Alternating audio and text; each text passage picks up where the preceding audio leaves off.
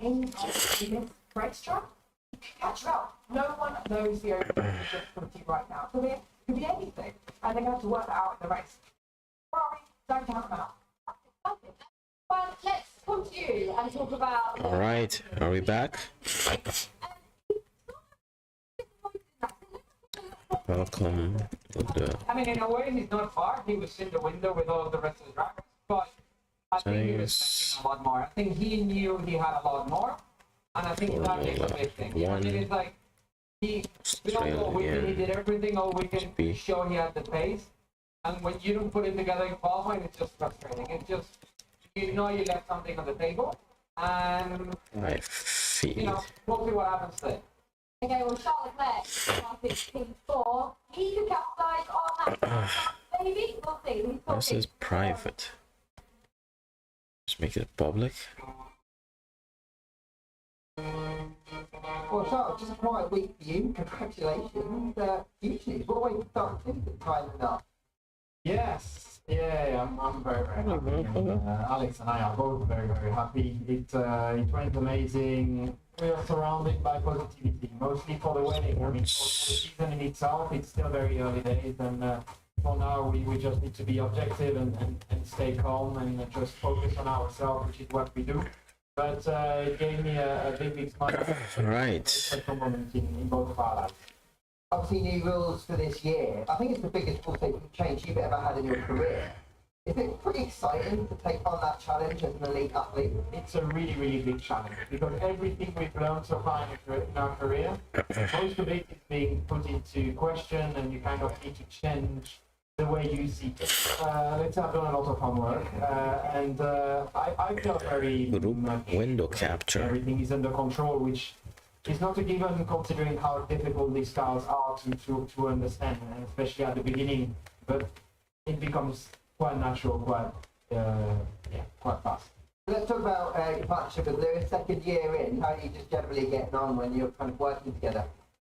We're getting on super well. I mean, we spent a lot of days together back at the factory, and we have a great relationship. So we're both super motivated and excited to start this new season, and we are trying to do the very best job. The window capture.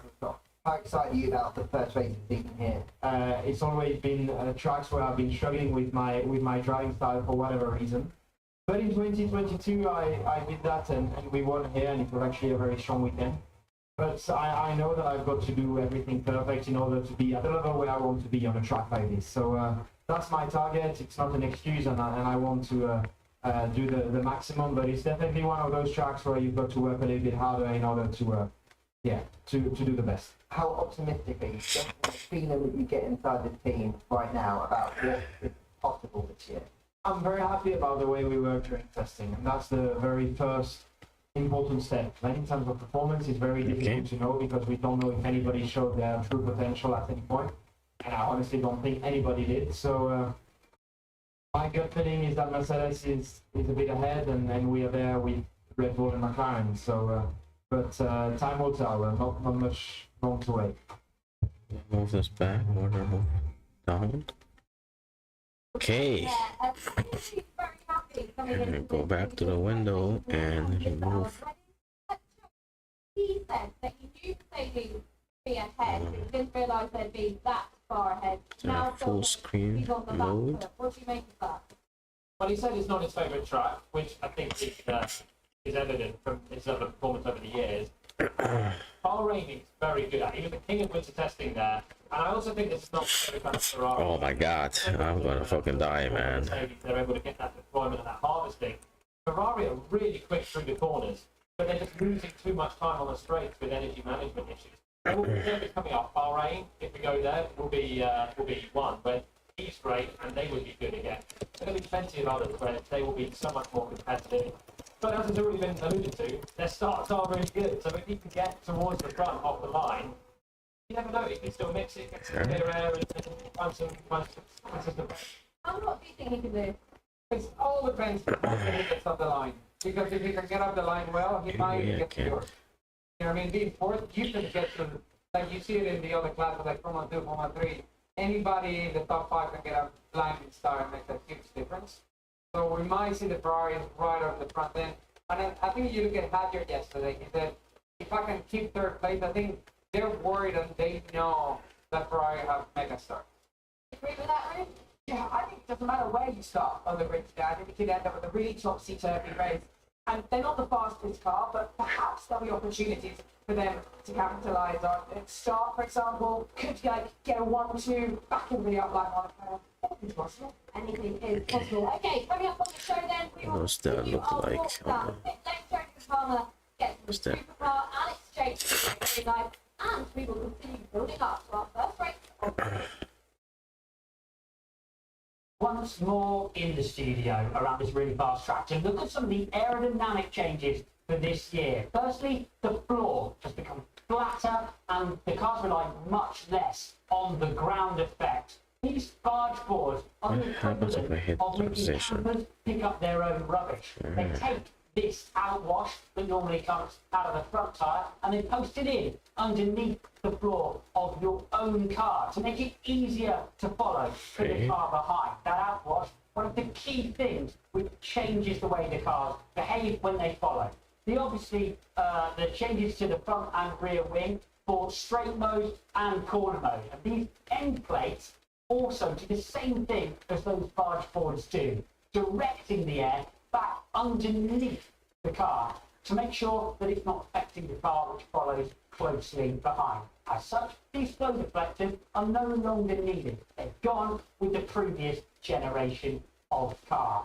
Moving on, we've got a bigger rear diffuser to steal back some of the downforce that was lost from the floor. Cars are in general slightly shorter in terms of their wheelbase, and front and rear tyres are also much smaller this year.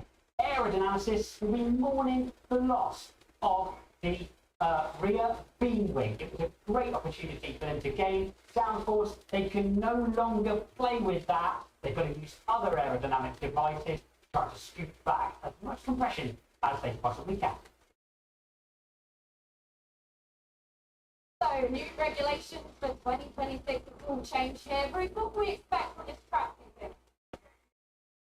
Starting through medium starters, maybe medium hard, someone backing it up, a box seat too early, getting undercut by a safety car and a red flag, topsy-turvy order, everything and anything. So, you've been on the track already in a supercar. How's that? It was a lot of fun. Yeah, straight from the airport as I arrived, and it got but it was nice to get the helmet back on and not to feel the grip of the car underneath me again. Lovely stuff. So, let's see how he got on then. He's journey in a supercar. Nice. We're racing in Melbourne, and that means we're joining. How's my audio? Can people tell me how my audio is? I have no idea. Is nobody watching? Can I recommend bed rate? Bed rate?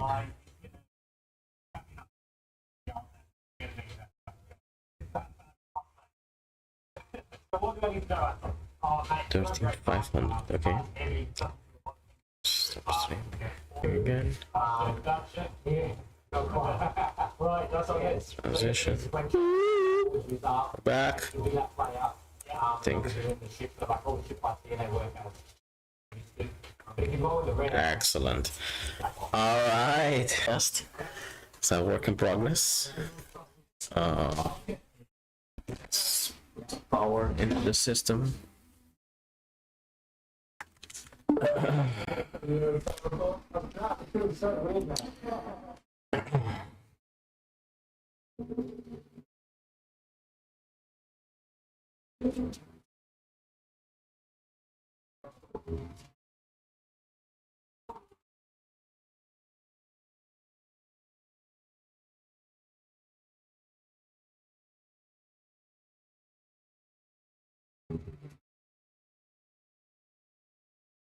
Alright, maybe we can put some text.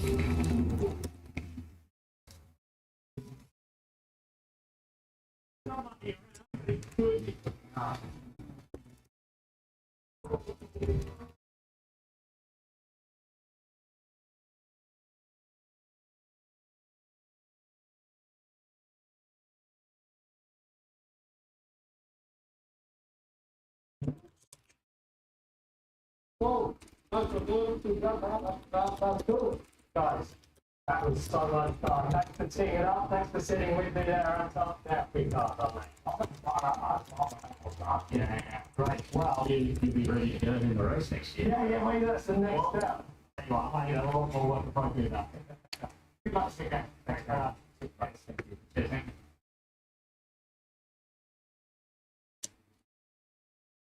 I just asked Julian if he was good in that car, and he laughed and went, "Of course I was good." Anyway, we are in race of the 2026 season. That means it is time to throw down to our lead commentator, Alex Tracy's boys that are ready to go at 3 months. Thank you very much, Becky. So we can do another window capture. This is going to be text editor. Okay.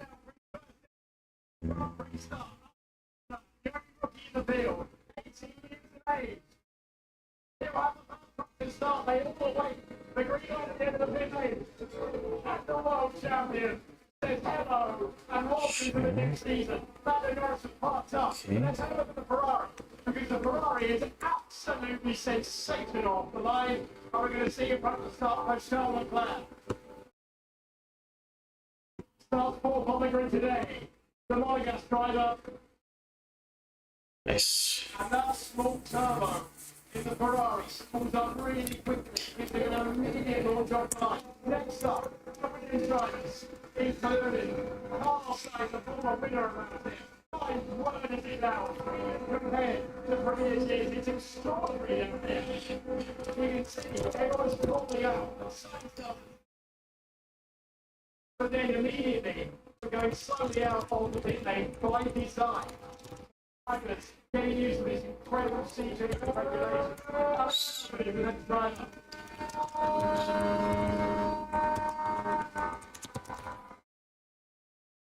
No, you saw the difference between the Williams and the Ferrari. The practice starts there was so important for so much. Here's the man for the front row. Again, and he didn't even bother. Send it back to the grid.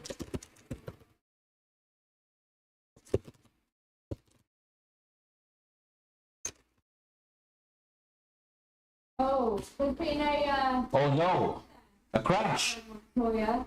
You don't actually have the pictures. There's a crash. But it looks like something obviously actually lost a little bit of control. You can't see anything. They haven't showed anything, but it sounds like Oscar crashed the car down to the grid.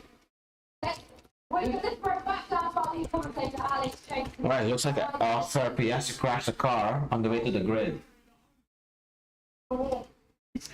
Huge news. Let's see if they can get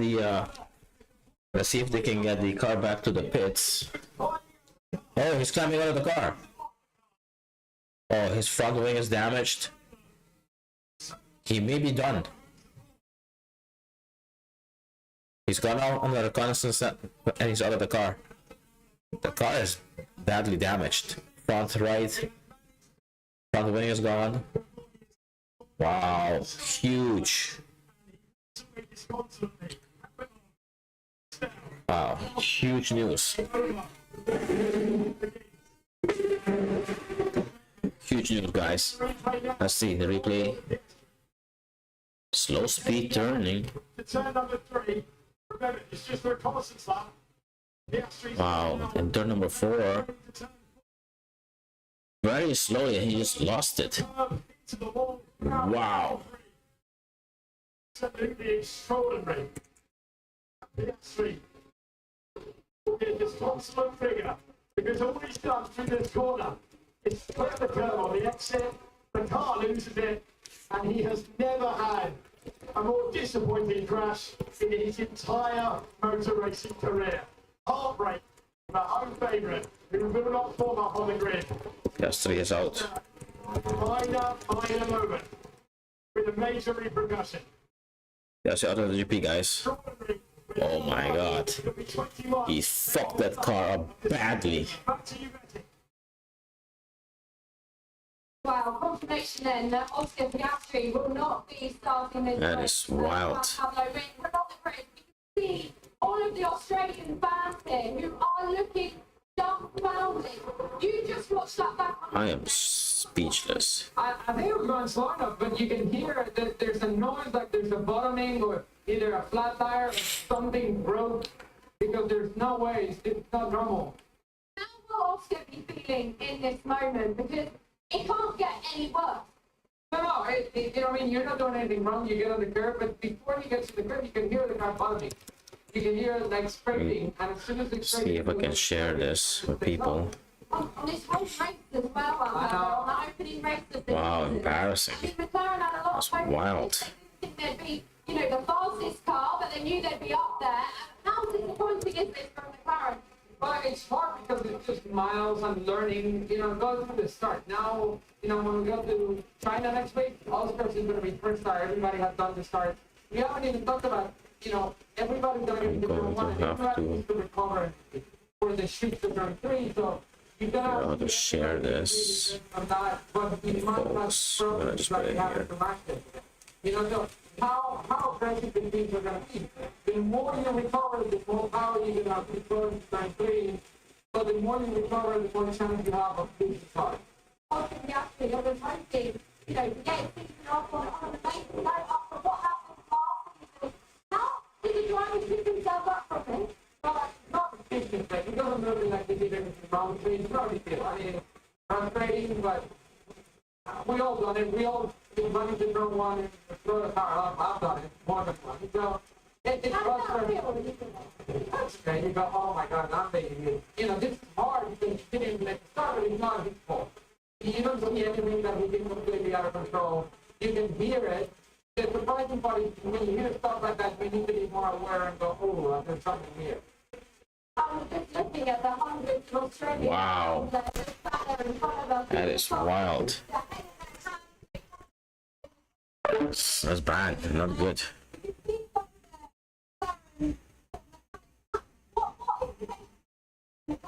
What background is gonna, you know, Thailand to do on? No, I just, you know, usually suicide crash, everybody's gonna sit down, right? It's also high priority of strategy. Now, it goes to focus on one car, but in a way, it's not bad. I mean, you still got that, still got that. Okay, how do I share this? But he's been, you know, he's been ahead of Lando all week, and he just stronger than Lando, and he's done an amazing job. I think Lando was always catching up, and he got really close to qualifying, but at the end, Oscar prevailed. You say that it's okay, but we know with these new 2026 regulations, all of these changes, picking up as much data as possible is going to be so important to these drivers and these teams. So this could have a massive impact on the start of the Piastri season going on. Yeah, it's just understanding the tires, because when you do all the race simulation and testing, you don't get as much of a clear picture of what you're going to get here. Bahrain is pretty aggressive on the tires, so the drop off and everything is not what you're going to get here. You get more consistency. Like Lando's, the amount of knowledge Lando's going to get over him is huge. I think Oscar, his job right now is to get with his engineers, look at what happened, and then just focus on follow Lando's race and Lando and understand it to feed himself into the next week. Okay, well, we've had a massive shot here at the Australian Grand Prix on the opening race of the season of the Piastri. Is out. It's Mercedes 1-2 at the front. Will Isaac Pacha be able to cause them any problems in the Red Bull? Wow, the crowds let out a sign of complete dejection when the home favourite, it was a jump cut on the big screens that are sitting around this circuit. And this done was a real picture in the grandstand. That's crazy. Can't believe it. He's out. Sorry for the noise. The Ferraris.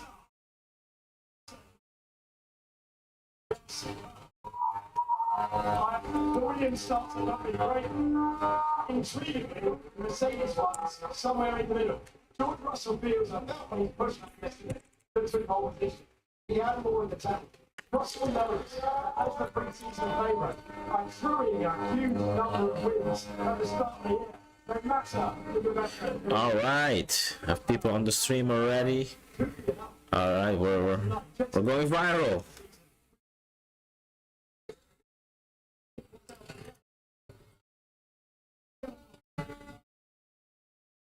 Close some of my windows so we can focus fully on the race.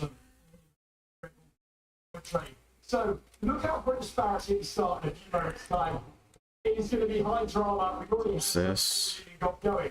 But remember, it is a case of the teams improvising, understanding what they've got on. We've done muscle memory in modern Formula One. They will be learning with every single lap that they go.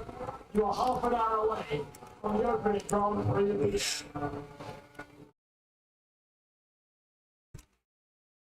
Devastating then for Oscar Piastri and McLaren, the opening race of the year, and it's home race as well. Let's head over to Alex Brundle in the studio to talk about this more. Alex, can you tell us anything else? What do you notice?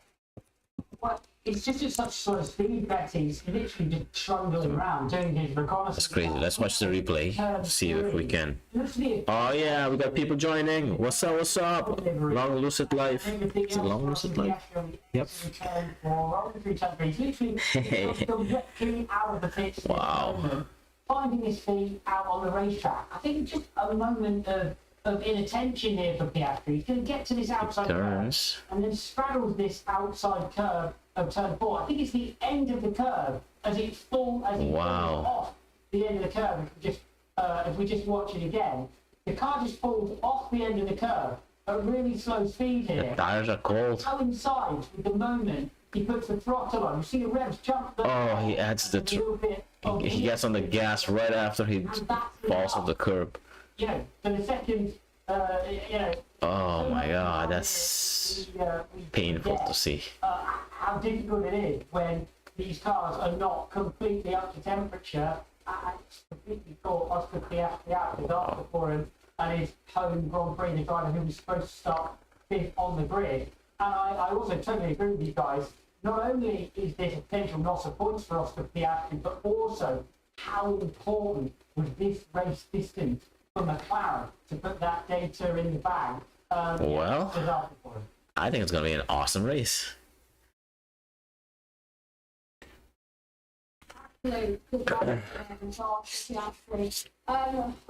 doesn't get any worse than the home Grand Prix as well. Plug my computer in. Moved up the grid. We're next to Luke Law's car from Racing Bulls. Even though it's about 59. It's been quite impressive, hasn't it? Yeah, absolutely. Clearly the best of the rest. I mean, they've done a really good job. Both of them have done a really good job. You gotta think he's solid. It is honestly, he's been solid for most of the It's gonna be hard still. But he never looked that good as he's looking this week. This is the commentary. Incredible this week. Can you give us a little bit of insight? What is it like when you're a young rookie, you're only a teenager, he's like 18 years old, and he's competing in Formula 1 for the first time? What's that moment like when you line up on the grid? I think you're completely clueless until today. Because you know, when you do practice, you're in the garage and you're living, going through it and everything, and you know, yes, it's a little bit of pressure of the race again. But now when you bring the car to the grid, and you're gonna go and stand there with Let's see if I can turn on my Bose and see if that audio is better. I have no idea, I didn't test it. This is time to go. The nervous goes off. You start overthinking the start. You start going, okay, I need to do this. But you want to be so much more precise because it's the first race and you want to do well. And that's where the mistake comes. You need to stay calm. You've done all the procedures. Just stick to the procedures and you'll be fine. Do you remember the moment? Oh, yeah, it was so stressful. I'm telling you, I lived it. The first practice, the first 5 years. All right, I guess I'm on the Bose now. I don't know if my audio is better, but let's see. Everybody works up in see what happens. I can see Martin next to you, getting the instructions on a notepad. What's going on here? What are you doing? Oh, for sure. They've been talking about tires, what they think, they're talking about strategy, what they're thinking. I can see if I can get the you know, based how the track conditions change, what am I saying? We need to start, you know, use big mode in the start and we take it up to the full pin that's what we need to. They give the power and they go, they look at all the stuff and it's just fine tuning. Just as much information they can give to get right by. Because you just want to try here, you get, you know, sure a little bit bad if I have this. Let's find out. Brilliant epic qualifying yesterday. So people look pretty quick around here. Not surprising to have a car that's so competitive. Yeah, it's good. Where we probably expect to be in Bahrain. I never try and get my hopes up too much anyway, honestly. So, yeah, it's very straight, honestly. It's, obviously, we're going to try and go a week in consistent today. It's really important, obviously, we all now test the reliability side of things. But to have a quick car in quality, to have two cars is really awesome.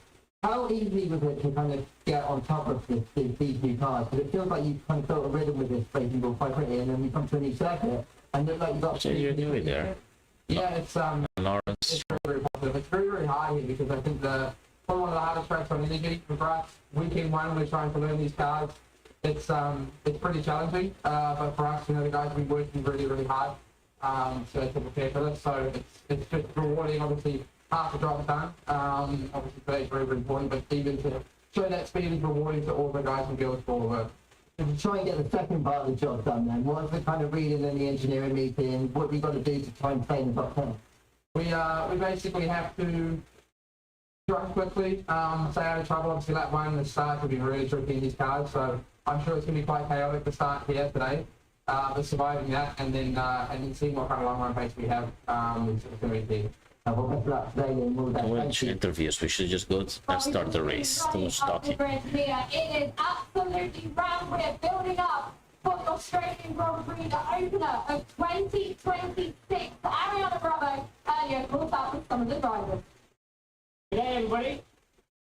I don't really have a good Australian accent, but I love being out here and we've got such a great crowd. So I really hope, it's exciting. The first race, best place for us to have the first race as well. So few things for us. Yeah, I'm very, very excited. Looking forward to the race. I'm sure the drivers are really happy to be doing the driver's parade in this little car. Yeah, we're looking forward. I'm sure they hate it. What a waste of time.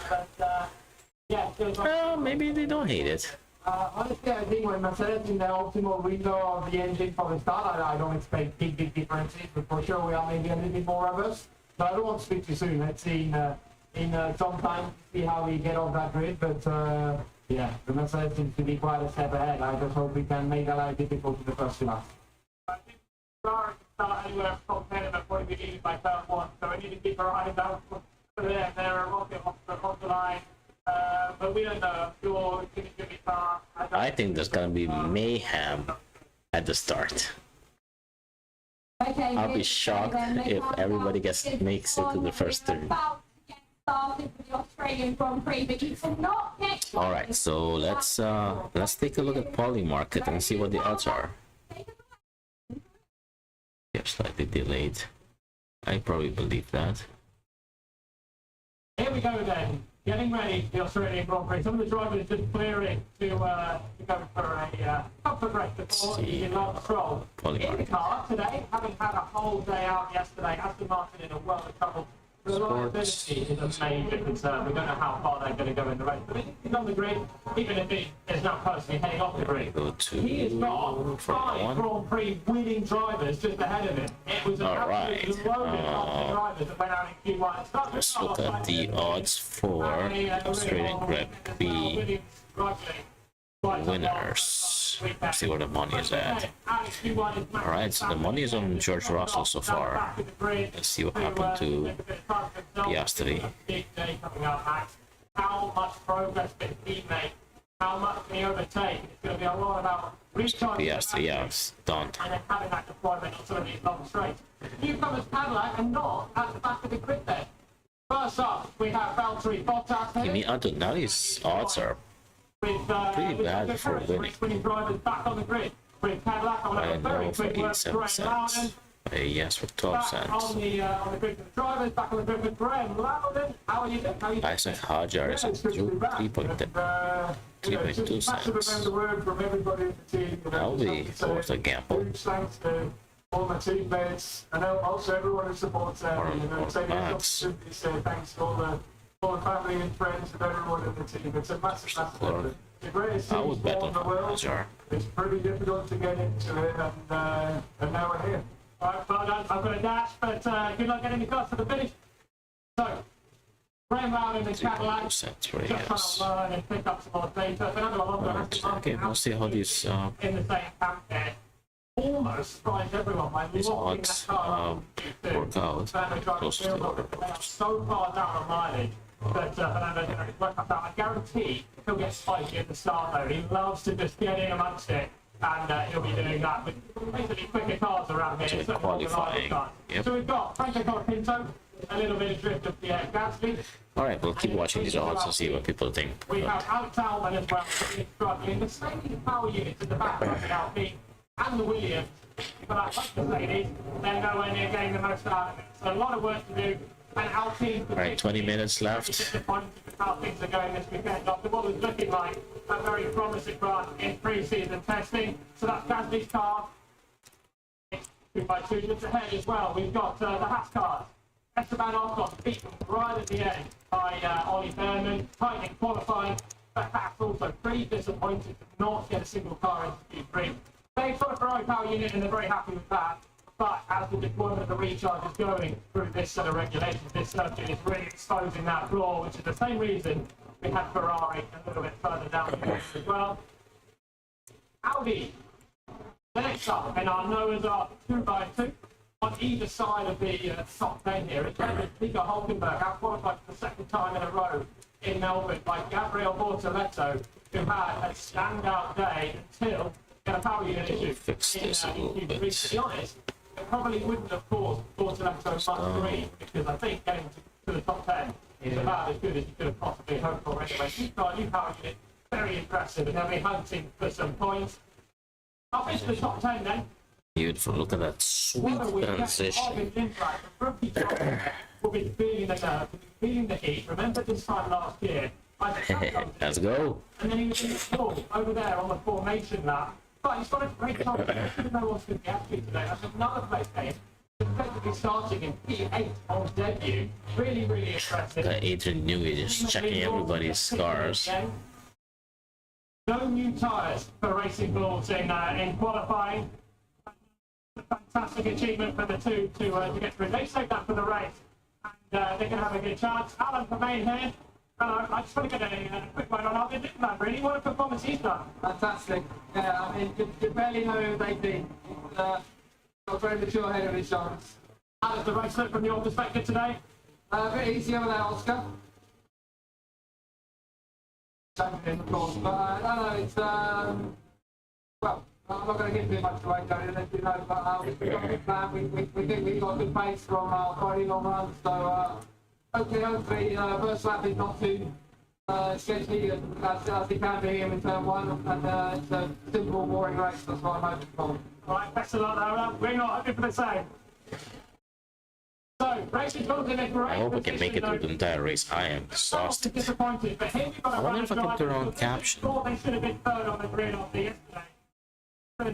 Starts in 7th. His compatriot Lando Norris, the reigning champion, starts in 6th. And it's obviously going to be the only McLaren on the grid now. Massive disappointment for them. There is a clear space, so the drivers will not shuffle up and filter in. So Oscar Piastri's empty, big grid spot here. Gutted from the back. They're going to miss out on a load of learning with that as well. But that's just how it goes. New regulations. Little bit of glitches on the factory deployment, or something that's very, very strange from Oscar's point of view. Charles Leclerc, it's been pointed out pretty well here that their car is very, very good off the line. Alex Lex at green light, spot as well, launching through. And all of the drivers ahead are very, very wary that Leclerc has a good chance to rattle through and maybe take a surprise lead down towards the top one. And anyone cut him off. It's going to be the 17 minutes. Isaac Padger, absolutely fantastic performance from him, up in the top 3 with a good shot for the podium. Let's see if I can grab one quick word with Laurent Matthews. Quick word, Laurent. First of all, you're not the fourth quickest car. Second of all, can Isaac get a podium? Yeah, I don't know if we're the both quickest cars, but for sure, in back of the team, the mega top yesterday, trying to be just ahead by a few thousand of both McLaren and both Ferrari. So it's a great result. Then I'm gonna take a bio break. I'll be right back. In the race, there is so many unknowns going into that race. In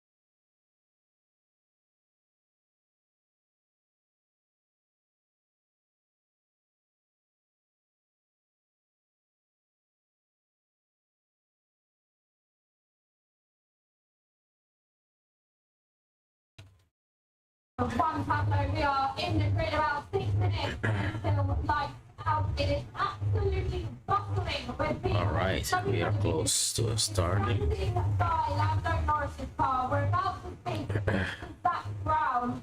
What will be happening inside the car now? What will Zach Brown be thinking? Brother, first of all, you need to understand what happened. I think that'll be the number one thing. We can ask him. The man himself. Zach, thank you very much for joining us. We've got to start with Oscar. Yes, what happened? We're not sure yet. We've not seen anything on the data.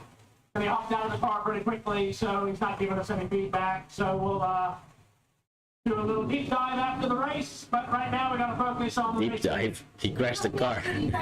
It's not deep dive. No, not yet. He fucked up. What about the pace? Are you happy where you started the year? Were you expecting more, or were you? I'm not happy with what the gap is to Mercedes, but I don't think anyone else is. They've done a good job. They've done a great job. Happy where we are in relation to Ferrari and Red Bull. I think we're all very close, but catching Mercedes, I think today is not realistic for any of us. But let's see. Okay. Well, what can you do to close that gap to Mercedes over the next few months? Go faster. How's that? When is it? When do you have an upgrade coming already? Yeah. But so does everyone else, right? So it's a question of how developing the And how big is it? competition. Because you know, because no one's sitting still. But no, I got a lot of confidence in our racing team. I think we've shown we know how to develop a race car. So let's see where we are at the end of today. Go from there. Good luck. Thank you. Thank you very much. Good luck. We'll let you go. Thank you very much.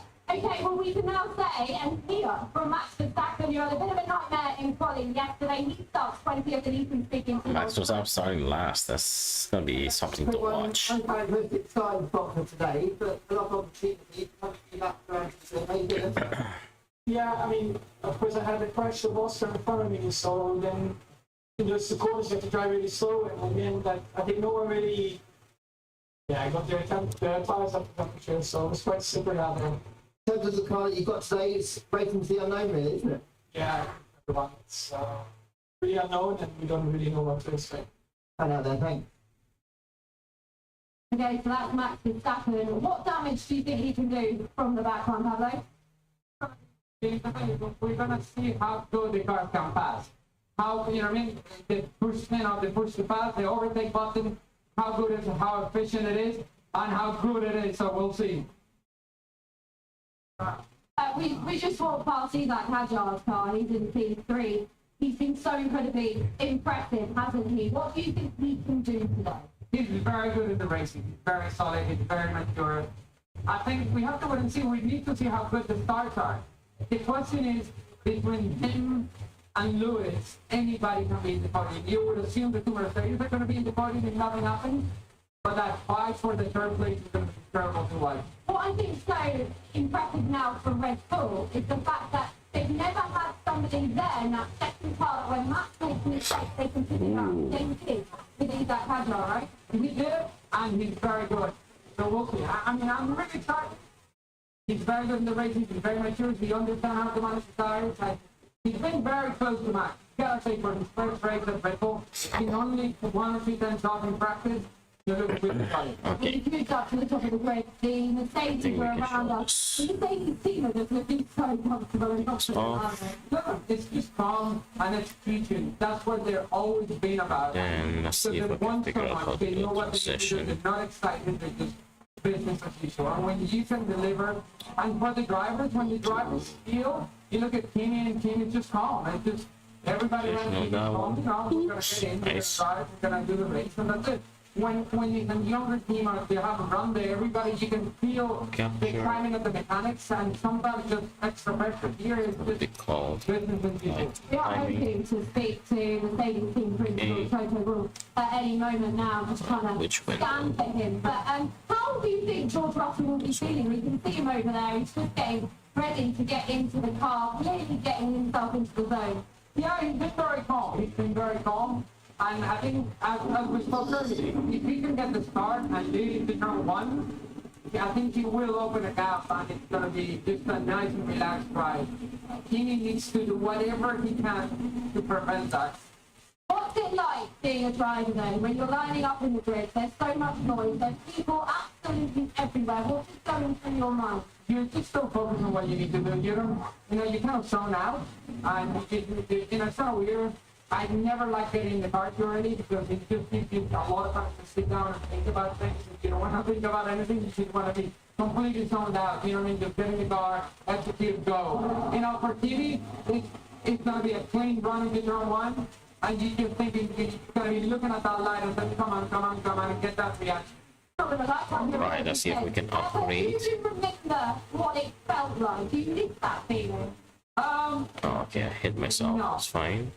No, I once you get going with fun, the parade lap is really stressful because you don't want to make a mistake. You don't want to be all got out that's coming to the grid, and I've done that as well, and I've done that here. Well, there's that man. There is George Russell. He's up on pole position. He's got his helmet on. He is ready to go.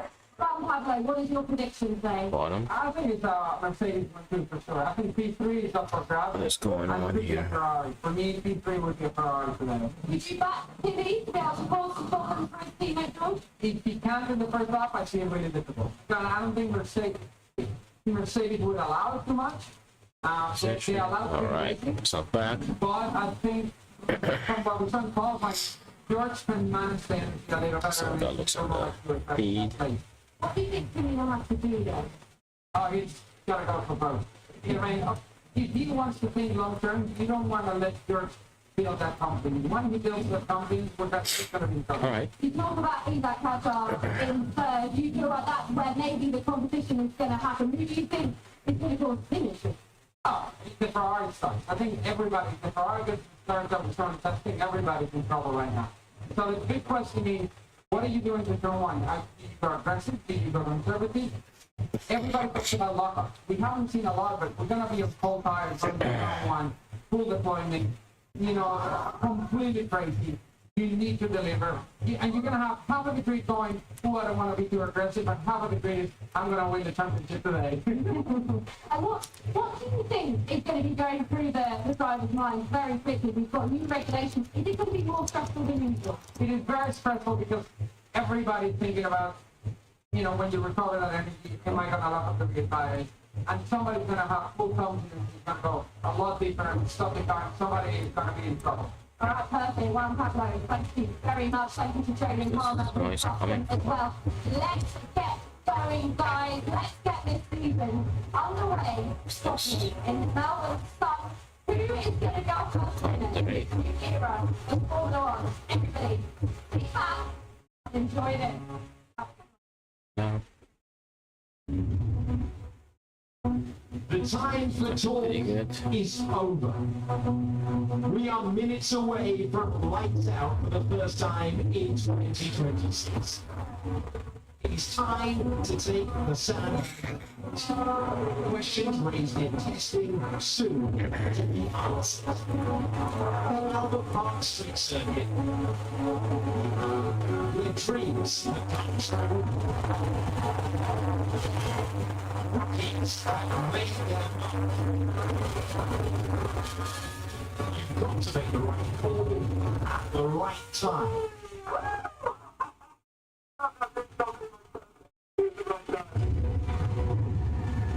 Stay out. Hold your nerve. Right, we're close. Yes, it really says. But now, it's time to step into the spot when the flag falls. You have to get it right another 58 times. This is the 2026 Australian Grand Prix.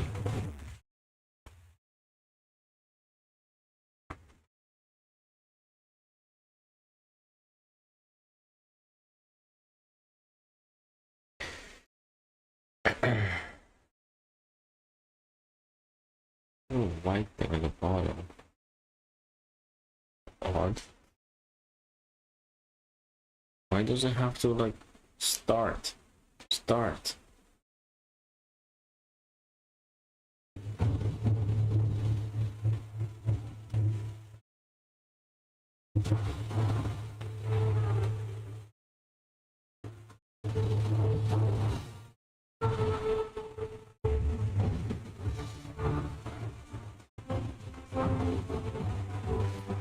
Yeah,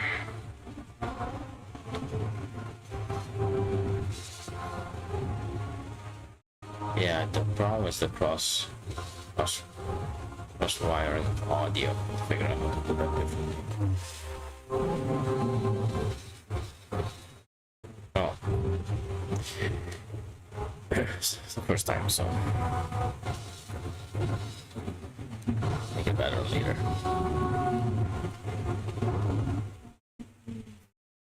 This is live. We begin a new era for Formula One. Today we're watching new drivers, new teams, new engines, new cars, new and new types. The old grid, Odds of George Russell winning just went up a percent. is to call themselves the champion. So we take advanced technology and place it at the centre and a new candidate. Then we send them across the world to prove their brilliance. This is the journey to crown the best driver and team on Earth, and it starts now. Whether you have seen every season or this is your first. Good afternoon and welcome to Formula One in 2026. Our first round at Albert Park, the 14-turn racetrack begins our season. On the C5, the C4, and C3 tyres, you'll know the salt, the medium, and the hard. Hello everyone, we're live on Apple TV from race day in Australia. We meet at the start of a great sports experience. Alright. The data channel running. Glasses. Get my glasses. They're not lost. They're playing one at the moment. Very uncharacteristic moment. Match that. Into the wall and out. We pay 20,000 Bottas. We did 90. And Sergio Perez to lead that back on hill. Fernando Alonso in the top of Aston Martin. Trying to go just to even the Alex Albert on the roof. Pierre Gasly next to countryman Esteban Ocon, 13th and 15th. Over there, then the driver as well, is next to Nico Hulkenberg, who has been pushed to the pits. Gabriel Bortoletto played up at 53. What a debut for Arvid Riblack. He racing going all the way through the season until we got the fourth round and then it can be important. Lewis in 7th and his 20th season. Lando Norris in 6th, but with a gap where we would have had home favourite Oscar Piastri, but Piastri finds himself in the wall where it was. Charles Leclerc, his fourth best ever result in Formula One qualifying for Isaac Hatcher, who is P3, and at the front, eventually, Kimi Antonelli won an eventful day he had on the way to P2, but he got there, and the driver to beat in Formula One is George Russell. He is the championship favourite yesterday. He showed us why with his 8th career pole position, handsome margin as well. The crowd, well, their spirits have recovered. They had an almighty shot. The Oscar Piastri band can't believe that he's on the grid. He had one in the pit lane. He had one out of the race. I've got a couple of experts. It's my absolute pleasure to welcome you up to the commentary box on what we are expecting to be a day of drama. A day of drama. Joey Palmer, our analyst, through the play-by-play this race are alongside gentlemen. What on earth is about to unfold in front of us? Well, what we just experienced, the uncertainty of these new regulations, driving in cartoon, saw already qualifying Max Verstappen, the one that we always put your money on to catch a car, losing it, Oscar Piastri, and seemingly just feeling the car on the way to the grid, and he bends it. So, what more alive? Mr. Hulkenberg, your old teammate, he's in the pit lane. We could get a little bit of old school unreliability. It's not that feel. We haven't even spoken about Aston Martin, who've been struggling. We don't know how far they'll get into the race. It's not a feel where anyone can score points. You don't know who will win the race. Even if Mercedes are out front in terms of one lap pace. What is going on wrong? How are the starts going to be? There's so many different things that still go into winning a motor race, and I don't think anyone knows how they're going to play out. We're grateful for your company as we begin the season, and we are not too far away from beginning the formation. Well, George Russell off the line. He finds himself with Kimi Antonelli alongside for the Mercedes. All right, the formation lap is underway. See what's going on. Right, so pretty much everybody's on mediums except Alonso. He's on softs. Colapido's on hards. Perez is on mediums. Bottas is on hards. And Science is on soft. Only two cars on soft, which is Alonso and Science. So that's interesting. Let's see how they do. Bottas, Verstappen, and Colapido are the only three cars on hards. Yeah, what they've teased with the pre-season testing. That's what we'll be hoping for. That you get run down to a first corner, which is not a very incident. It may be seen as a fairly straightforward short feedback right-hander, but we've seen powerful multiple incidents there over the years. This feels like a game that you and mid-field are probably just be really careful. Get through that front corner. They're going through the installation lab pretty fast. They're saying exactly the same thing, but that was in stable reps in a very, very wet day. Now it's beautiful conditions, but no one knows what these cars are going to do. Full take the field into turn one, typical braking zones. How is it going to play out? What's interesting is just pick up now Russell brings the field down to a pace to only to bunch up as he comes out of a 11-inch drill. But he was in a hard outback. He really wanted to feel the car. He wanted to know, right, where can I lean on it? Because that will replicate on the first lap of the Grand Prix. Maybe learning what we saw with Austria. That's a quicker outback than normal. Yeah. Deployment and harvesting is going to be so important. That was a quick outlap. All right, let's see. You have to make sure you have that factory when you're wheel to wheel, and not more so than the start of the race. So it's going to be critical that everyone does that back as best as possible. Baby, it's time. Let's go. Nervy moments for the McLaren team in the really construction. And you're all forward, ready. Rather nice. Car number one, the short remaining McLaren in the Grand Prix. And as Laura mentioned, CEO and team principal, a Red Bull racer. Isaac Hadjar has never been as far up on the grid. Watch out for a start at Ferrari of Charles Leclerc, because the Ferrari starts have been astonishing every single time they're participating. Now, Hulkenberg uncertain to join the Grand Prix. Oscar Piastri in the wall, he's out for the lights and even extinguished. Aston Martin going to the bill. They are watching on. Cars forming into position. The last car is in place. We've got a 5-second pause, and it will be time to look for the lights.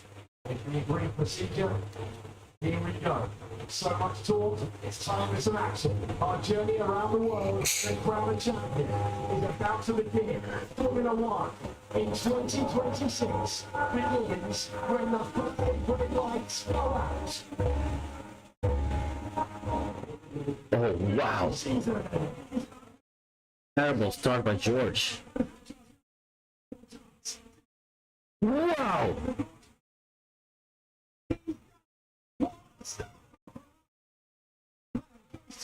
He climbs through the vision and takes the lead on the grid. George Russell, then Isaac Hadjar in your top three. There is so much wheel spin for those on the front line. Keeping out to that, he is already down. And one absolutely superb getaway. Who's in the form? Sharp play, then George Russell, Hadjar, and Hamilton, your top five. He teased it in winter testing, they delivered it here. Wow. Charles Leclerc straight to the front. That's amazing.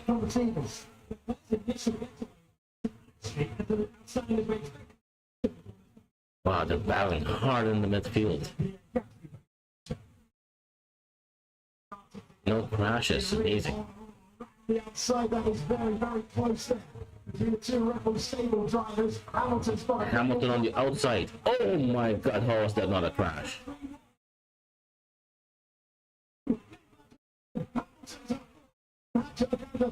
Unbelievable other than black. Hamilton then gets up to third. Yes, come on. Well, if anyone doesn't know his name, they do now. He went wheel to wheel, toe to toe with the sister team, but it's a big sister. And absolutely brilliant wheel to wheel racing. But wow. Ferrari on that stuff. Ferrari 1-3. Antonelli down to 7. Ouch. Falkenberg in the pit. I'd be out. Alonso up to 10th. Beautiful. Then Lindblad, a great getaway. You can see it was a great lap for one of the racing wins in our Lindblad. Now Leclerc has to just play defense. Pressure on the flat straight away. This will be interesting. Antonelli, by the way, is 7th. He lost that so much on that first lap. Here comes Russell, though. George Russell would not have expected the Ferrari to be that good off the line. Went fourth on the grid to the lead, but he's doing something about it. That Mercedes is a rocket ship. Charles Leclerc will try. Yeah, but now he has to harvest as well. Now let's go bottom left. Relax the start. Oh my god. George Russell, Not even close. and the Mercedes man replays the lead on lap 2. Yeah, well, this is what we're going to start to see in this new form of Grand Prix racing. When do you want to see, and when do you want to deploy the overtake? And it looks very clear that George doesn't want to run in dirty air. He's prepared to use that battery average. Overtake is enabled. Single ejection point. Gives the driver more power automatically. Can Charles Leclerc use it? No. He goes through the active aero zone, the front wing element, rear wing element, opening it. And was unable to come back. Antonelli, who started from the front row, drops himself down. Hamilton, fastest lap of the race. The line, gotta say, from the fact it starts earlier on, the same booked in the middle, they were very much at the bottom end of things. As we had different phases of the start. Hamilton was like a second faster in the final sector. It's crazy. Why?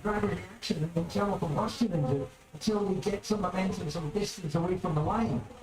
How much battery has Leclerc got now to try and get towards Russell? How much did Russell have to use to take the lead on the last lap? There's a big closing speed, I think. If you see the Verstappen is at 15th. Down, and Charles Leclerc is going to try and go all the way around the outside to retake the lead. Yes. There was a moment when I was watching that, and it was like, is he not? Is he going? And is he did? Oh, this is what we're really at. Catch and mouse. Peloton style racing. Now they're gonna sandwich Russell. Norris won't fight that. You can't fight too hard at this stage of the race with the battery and falling back on the punches of the driver. Leclerc doing Hamilton a favour as well, because Lewis is starting to get back towards these two who are squabbling. Now it's going to be George that's got the chance with the extra battery deployment available, being within that 1 second in deregulation. Not like PRS, but it's a similar thing now, without opening a room. Ooh, Hamilton is close. Come on. Right in the mix. The Mercedes is unbelievable. It can run its own pace in clear air. Enter a Ferrari-sized problem. In that Ferrari sound. Oh my god, this race is crazy. Hamilton is super fast. This is insane. This point of the circuit, at the turn 6, this is the area of maximum deployment. It's such a big run that the active aero kicked in, the rear and the front wings open, and Russell will get a chance to close in. So Russell trying to claim it back. But remember, the driver's getting used to this. This is not what they in the stage of their career. They're having to understand when to use the battery and when to just run in the 6-3. The top 3 are covered by 1.5 seconds. Russell can't come back in the turn Oh, this is gonna hurt Russell. Inside turn 9 and take P30. All moves coming further back. I'll tell you what, Leclerc Hamilton's hitting. Come on, Hamilton. Alright, Kimi is looking good. Kimi is up in one position. Charles Leclerc gave it full beams through the high speed, and he managed to keep George behind for another lap. Well, this is heartwarming, positive policy. Even here, when we go to see Antonelli, done there as well. Okay, Antonelli. Off the starters yet, but we really fall down off the line, and that's really swamped into the cross. Verstappen, alright, 12th. 26, pretty slow though. Driver, who's a 4-time world champion, he's on the hard time, he's making light work in the middle. I love that Aston Martin put Fernando on a soft start as well from the back. Gonna have fun and start racing with the guys around. Yeah, but Alonso is slow. They're like 2 seconds a lap slower. Grand Prix Oscar Piastri on the reconnaissance track. Final on the exit turn 4. Nico Hulkenberg We put it to the possibility. So at first, 6/8 of a second, as the teams work out to run these cars. It's such a big change. Well, So now he's getting close to Hajar. yeah, so let's keep an eye on Antonelli's rate of speed. It just doesn't get that initial launch, and then that allows Charles Leclerc picks up a little bit of slipstream from George, and he just spreads the needle through between those two cars. And happy days as he comes over to turn 2. I think the reason he didn't initially launch so quickly was actually because Antonelli was so slow. He had to put some steering in to get around the Mercedes.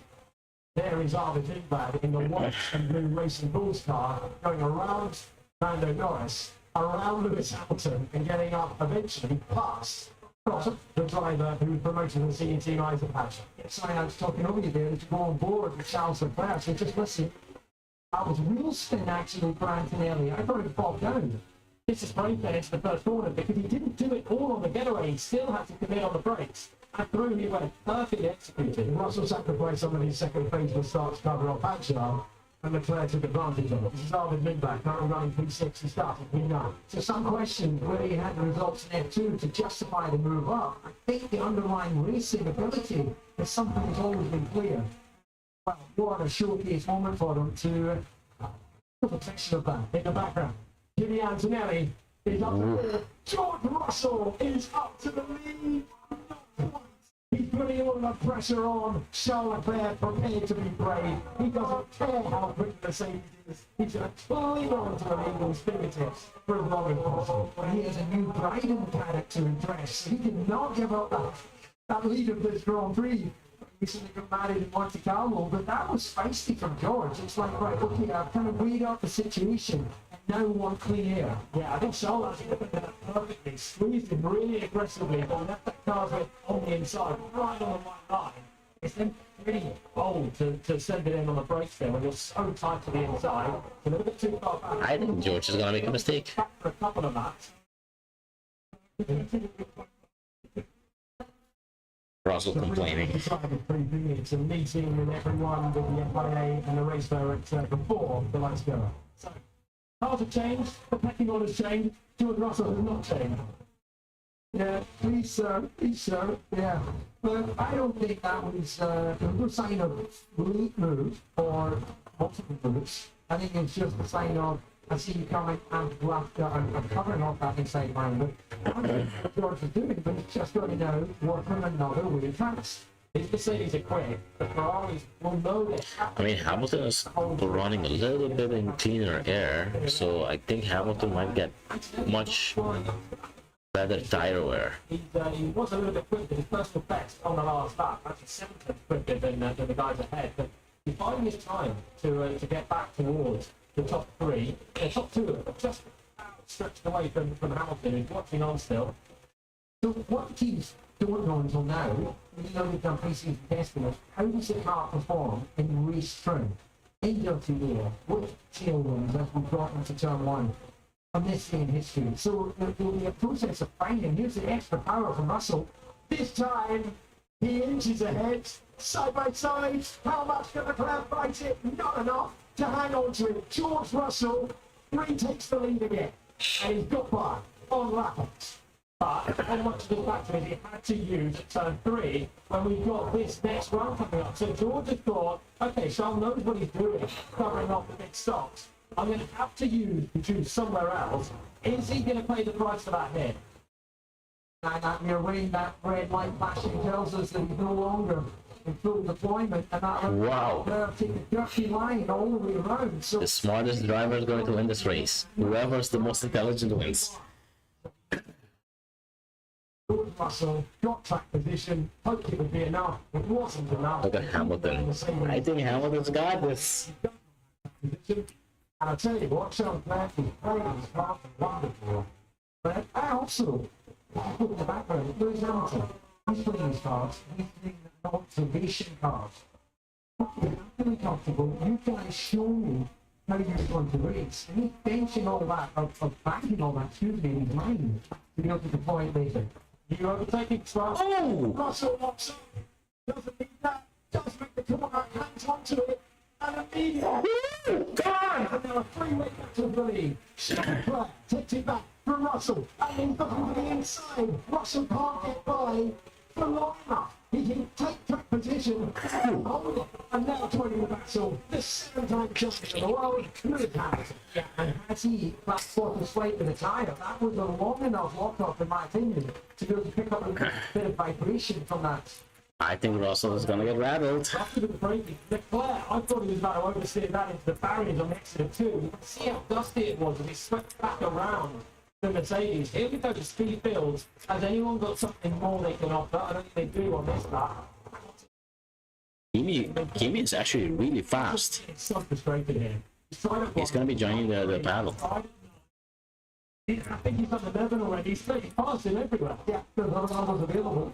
It's the only one that Technical penalty for Colapinto. The only odd number. Got a 20 even stakes. Well, Arsenal having to play the racing game, you can see what Charles Leclerc is going to do. And it's turning into a four-way fight. Wow. Charles Leclerc playing the defensive game really well. George Russell trying to be opportunistic, trying to deploy more of the power. Yeah. Russell is gonna have to work really hard to win this one. Racing with us was about 20%. That's the feeling factory power available to the driver. How they use it is defining what is clear from qualifying. And the fastest car right now can't take the race lead. It's not simple. You still have hit stops to come. Up there for the 4-time world champion. Up to the points. Up to the points with the hard tyre, which is a long-game decision. I hope you will see Verstappen is up to 10th in this for the long haul. Don't you take it late into the Grand Prix. and lapping really fast. 15 seconds at the race lead. So we've just seen Antonelli now clamber onto the back of Hamilton, who's onto the back of Russell. Antonelli on the last lap was 2 seconds quicker than the race leaders. They're all having a dogfight up front and it's nipping that they're not escaping really from anyone. That goes a bit by the back, the rest of them. In the big train with you see with Max on the left hand side, you're going to pick up Gasly next. On a different strategy, he is for a decent result when he does something Verstappen 9th. Flipping through on the inside. So listen, Those hard tires are really good. Verstappen has the potential based on that to get a good place. The soft tire is definitely a mistake. We haven't got into safety car chances and everything else. That is true, but which one of the two Ferraris and the two Mercs is he going to challenge?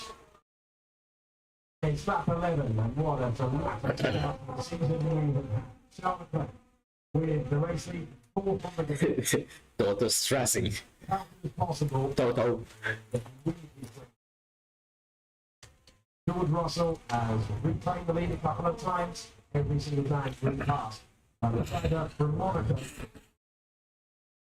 Both proximity in third, Antonelli in fourth, and middle lap.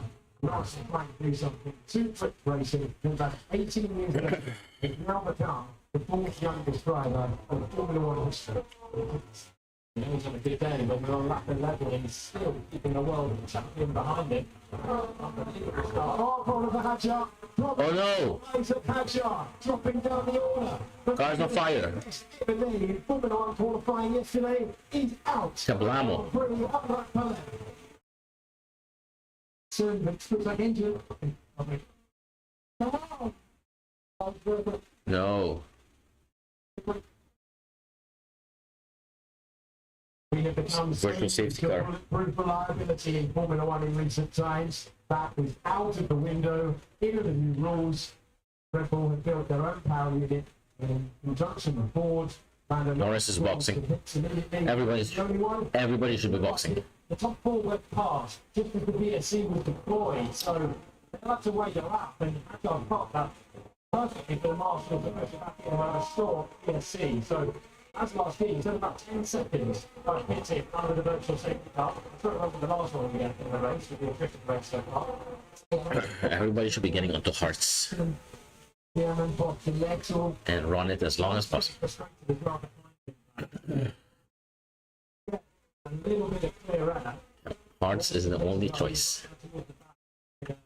Opposite end of the start to his teammate.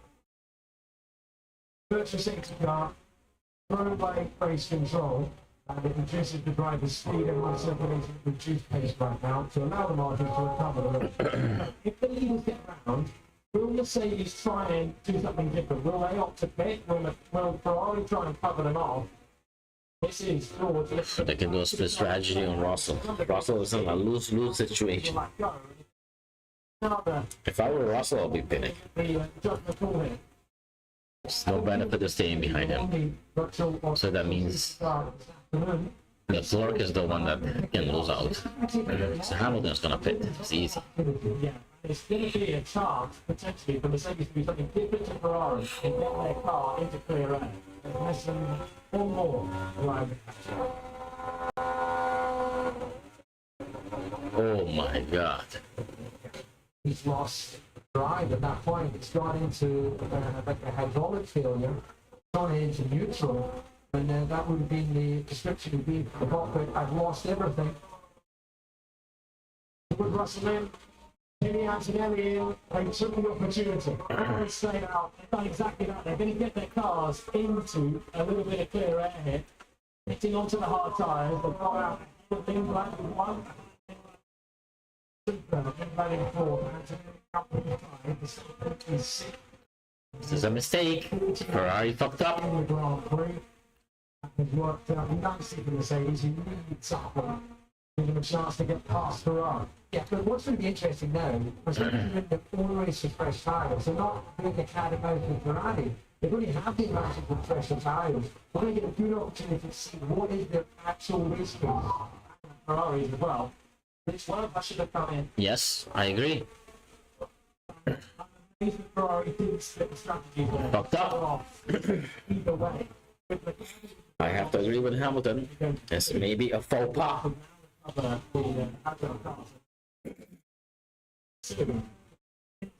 Yeah, but here's the thing. Why, if Bruce still so strong in those, why did he not say, I'm in the pit lane? He can react and service them, so it's easy to believe, but you're not part of the process. Partly his job, but there's someone that is fully their job on the pit wall, and you try and trust that they can do the right job. And maybe it will pan out that way. There's a long way to go in this race, but I think Ferrari right now Somebody's got a pit. to make a stop later on. Without that, the Mercedes are now in a bit of control, especially Russell, who doesn't need to overtake anyone else. What the hell is Ferrari doing? One, but we both are going through before they got the pass. Oh my god. Disgusting. It's embarrassing. We saw just the back of the camera shot. You get like a... Oh, wow. Oh.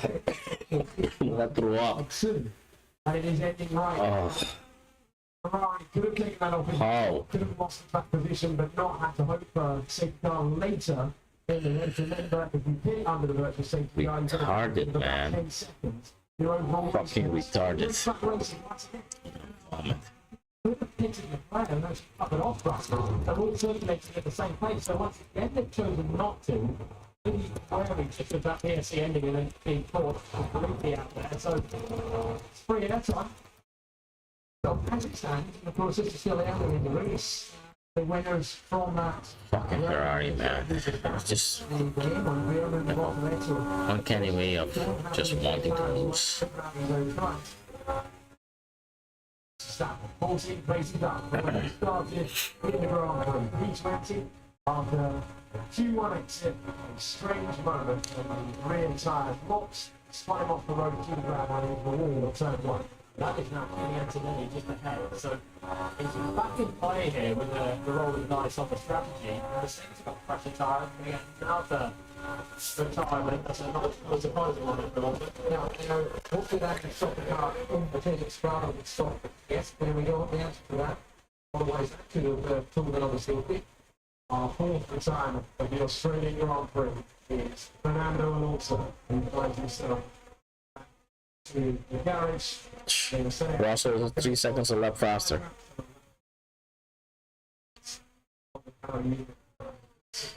Idiots.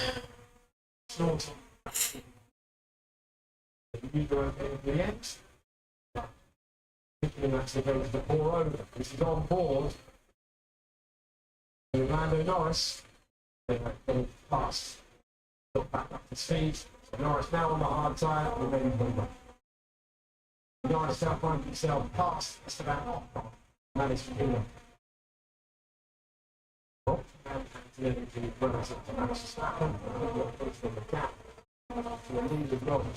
Does Russell now hammer into the advantage? Now he's got that clear Clear air, new tires. Just down to that, he's gone fast and ball like that.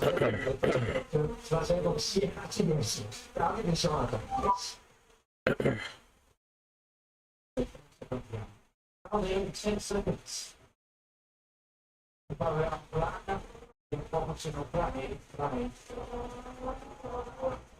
Okay, so if Ferrari think now they'll come out well behind the Mercedes, but the plan in theory for this race is a one stop. The degradation is pretty low. The Mercedes have got a long way to go on the hard tyres to go on board with Kimi Antonelli. From Italy in his second season of Formula One, and easiest, right? On the way up to P4, he gets past Marvin. The second time this race, Antonelli clears the racing bulls. But like still in a fight with Norris and with Verstappen, really. He's not come back, is he? Now, it's interesting as he was all up alongside with that extra power, leading off as he got alongside, rather than continuing all the way, because he wanted Norris as much as he can. Immediately in the braking, all that lifting full speed, all the entry. Well, let's hope Ferrari knows what they're doing. Both Ferraris, he will eat into that gap quickly. Ferrari going to have to hope that they're onto a two-stop now with that early stop. Bottom left in your picture, Liam Lawson trying to go around the outside of Sergio Perez. Cadillac, side by side with Racing Bull. So Lawson has to use all the extra turf and a bit more. Cadillac running P14 in their first ever Grand Prix. I'm getting flashbacks to 2024 with those two still dueling it. This time, Perez and Cadillac. I didn't think they'd be fighting on track today, but he's having fun. Sergio Perez, Cadillac just really competing. Having started a brand new team for this year. Racing drivers, moments. We certainly saw that on the Apex. Verstappen would be moving to come through the 8th position. That could be the aim, following that Piastri out. That's team leader, 6th position. So the work that he expected potentially to be a whole Grand Prix work, he completed already. And now he's chipping away at what will surely not be a battle like we saw before with Arvin Villeneuve, who, and he do hear this from the drivers. We heard from Ollie Ben, who's running the young. He was fighting Max Verstappen, but I can't believe it. Verstappen is rookie season, first race. Arvin Villeneuve's going to have that sensation. That was shape coming out of turn 4 there. That looked like it was almost a Piastri moment on the way to the grid, the way to these cars. They are snappy on the exit. So much torque. And instant power as you put your right foot down is a lot. It's left him slightly down towards the buttons of Verstappen. So overtake mode within 1 second of the car in front of you. No longer DRS like we've had for a decade in Formula One. Overtake mode, if you have the vacuum power, it will give you a try and help the driver to get by. But you want to balance that. You can see the braking, the battery recharging, both of them. Yeah, but massively powerful. The amount of energy that's been pushed back into that battery and the braking fields. It's one of the real management tools of the season. You can recharge the battery, you effectively go through the whole lot before you get to turn 3. That's how important it is to recharge. Now, overtake is available for Verstappen. He's within 1 second. This should give him, but we'll give him a little bit more battery to use for longer on the straights. At a higher top speed, you sit with Russell chasing Leclerc, or have them all the way around the lap on the straights. That's not a button push, that's an automatic thing. You have the detection point, not multiple detection points like we've had in the past. It is just round the final corner of the race. It's waiting for turn 6 in towards turn 9, the left side drive sweep. Old friends reunited, side by side. Lawson, Perez, trying to get by the Racing Bulls, trying to go around the outside of the Cadillac, and no driver. Formula One, so going to allow you to do that. Well, look, I was questioning whether Checo would be a bit rusty, but he's not showing any lack of fight. Well, it feels like Bottas comes to a stop. Virtual safety car. Checo. Now Ferrari can pit. Get by into turn 11, then we cut for Valtteri Bottas, 10-time Grand Prix winner, is out of the Grand Prix. Lap 18. It's now Bottas. If Ferrari pits now, then that means they made a mistake. The Ferraris are going past our commentary box. Yeah, I think the virtual came out just as they go past again, so that took away that early choice. Let's look at the others that can maybe take an opportunity from it. What Ferrari were kind of waiting for, the reliability is very, very difficult with these new cars. When it comes speeding in, oh my word, they're racing into the pit. Wow. Able to keep Verstappen behind. Verstappen looking for any advantage that he can get as he's called in to make his stop. Greenback's first pit stop in Formula 1. Max Verstappen next flying at the moment. Let's see who wins the race. Oh, no. They have to hold him. Keeping track position, but crucially, start down ahead of all of them. Yeah, well, that is the moment when you show the teamwork. In this digital world, it's one of the most Please pit Hamilton. people to see on the car. Experience versus a rookie on the way into the pits as well. I think Verstappen knowing exactly how hard you could push and fall in. By being a bit cautious there, Max had to wait until they got to the end. Good stop though. Another big hurdle down for Arne Lindblad. He's been jumped by Norris though. That's Norris now ahead of Lindblad. They couldn't pitch it. Norris at the earlier stop. If Leclerc stops, it'll be nip and tuck with Antonelli. Russell will inherit the race lead if the Ferrari stop. Hamilton will come out behind Antonelli. So they haven't got the gap, and they wouldn't have a massive offset in tyre life either, with 6 laps. So that's the debate now for Ferrari. Is that enough for the window to go to the end? Or do they wait for another Pit entry is closed. pit window, but they're not going to pit anyway. Pit entry is now being closed because they've got to recover the Cadillac from the inside. It's a temporary facility, this. There you go, that's why it's been closed. You cannot risk cars coming in that proximate to the last. Yeah, but what they'll do is take it down into the support kitchen. So again, as you go on board, I don't think we'll really have much longer of the virtual safety car.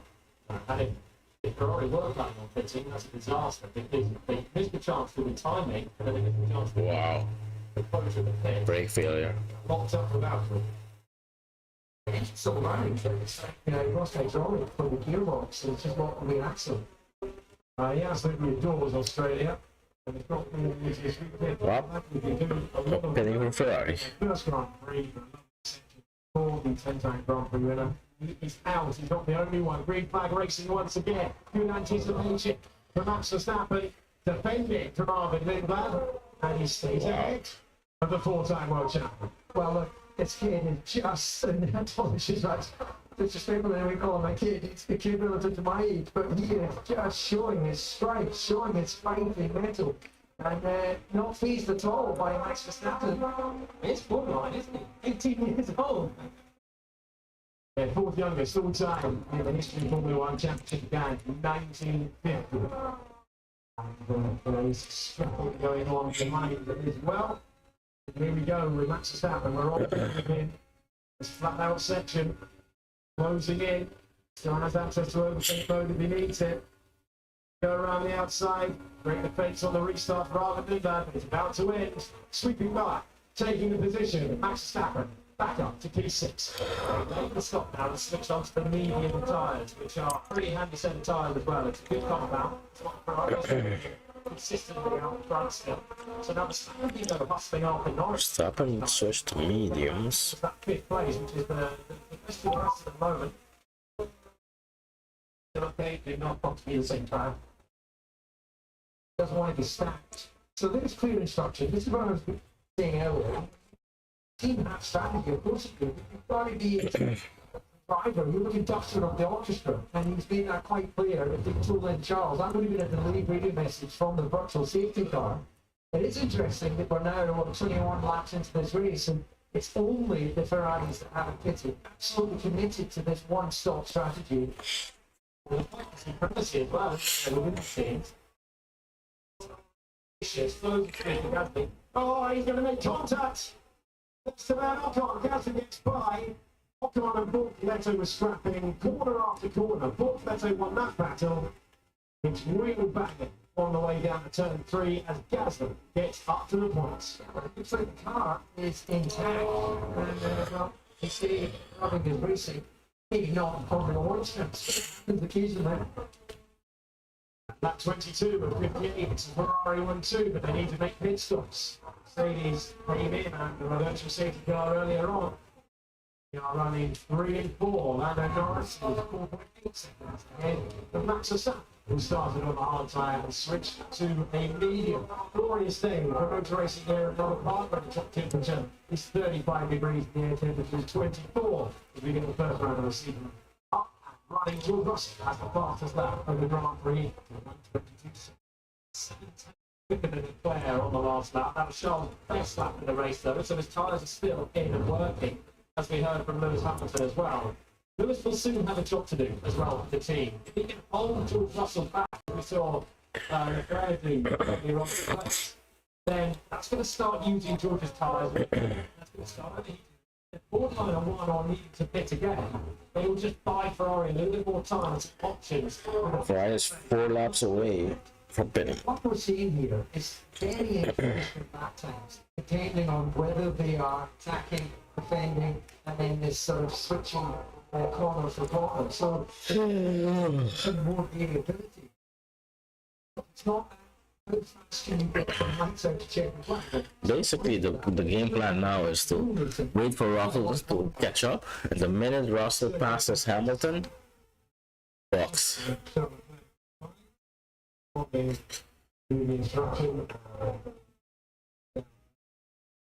So overall, this is incredibly impressive outright for Ferrari. It was so disappointing yesterday to not get in the top 3 at qualifying. Both drivers thought that if they knew the perfectly, they could have just about been agile and reflect. But they were so far away from the Mercedes, and it was 8 tenths that Russell had on anyone that wasn't his teammate. It's not that in race trim. In race trim, obviously the start to the right thing was gave us his position. But outright race pace, they're closer. Remember, Russell has got 12 lap stretch of tyres. He is quicker, but apart from the last lap, not night and day like it was yesterday. Yeah, Ferrari were really unhappy as a team with how they executed their qualifying session. Basically, they got a load of time on the table. In race pace, they are competitive. They're on for 1 and 2, but they do need to make pit stops. Yeah, speaking of the world's media, disappointing day for him. But still, an incredible talent. I know it's driver on in the World Championship era, brilliant drivers like Weber, Carlo, and Piastri, still on. Perez still out there. Really slow though. Have an advantage over George Russell. And he's now 4.1 seconds away. Two more laps. 2 or 3 more laps with box. Driver, 6-time Grand Prix winner, back in Formula 1, having missed last week. Both the Mercedes running significantly quicker in the case of Russell, half a second than Leclerc and Hamilton. And then 8 tenths per second it's with Kelly. So both those Mercs are now getting themselves into the hunting zone of the Ferraris. So Hamilton at the moment is in phase relative to Leclerc. But anytime soon, we can start seeing that Mercedes in his mode. Right now the race is in the balance. Ferraris are being pulled by the Mercedes of George Russell. And he's got the fastest lap on the last lap as well, and it's closing in. Full safety car, they'll pick the fresh tyres, they'll be right with the Mercedes, and the race will be back in their hands. And given the attrition rate, it's lost already 5 out.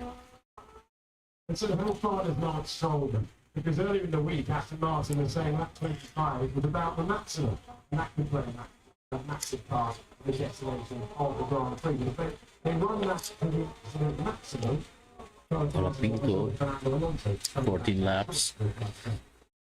Dorothy Hitching, one way to develop that product is the goal. Because we know that Alonso had a history, but so far, so is out there collecting data, getting mileage.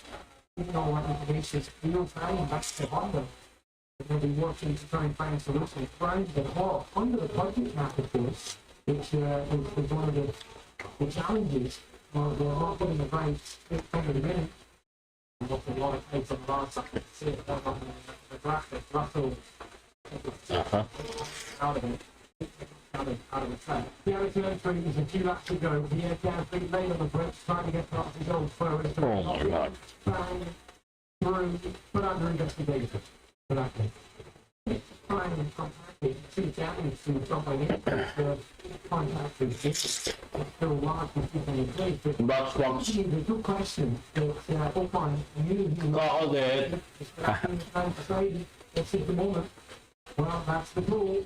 I don't think they can go any further. You ideally would want this as far as possible when a boat reverts to safety car or safety car. If they get neither, and it's a sacrifice to leave each other there, and be pleased to the picture. Well, that's surprising. Right up there, well, any field, so the race leader coming in, it's only a fully 19-second start. He's going to come out. Well, behind that today. It's really income. They're giving him another safety car. If he's only had a couple, he's not. It's okay. Well, we won't find out in the main wax whether this is a secret error or it's what we're really at the bottom. But on the information we have now, plus 2 bucks a safety car, that's very peculiar. Yeah. Very peculiar. So other words I can use. Idiotic. Stupid.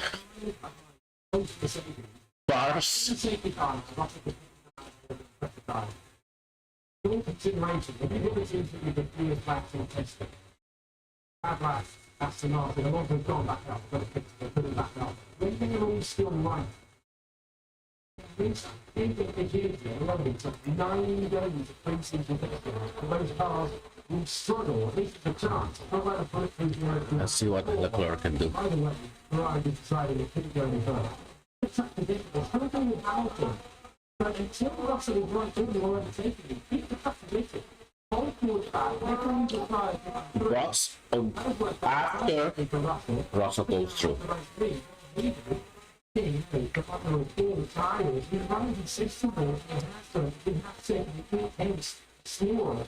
Russell with the tools to have at the disposal. How do you think you could change it to really be keeping the field on The first 17 seconds behind.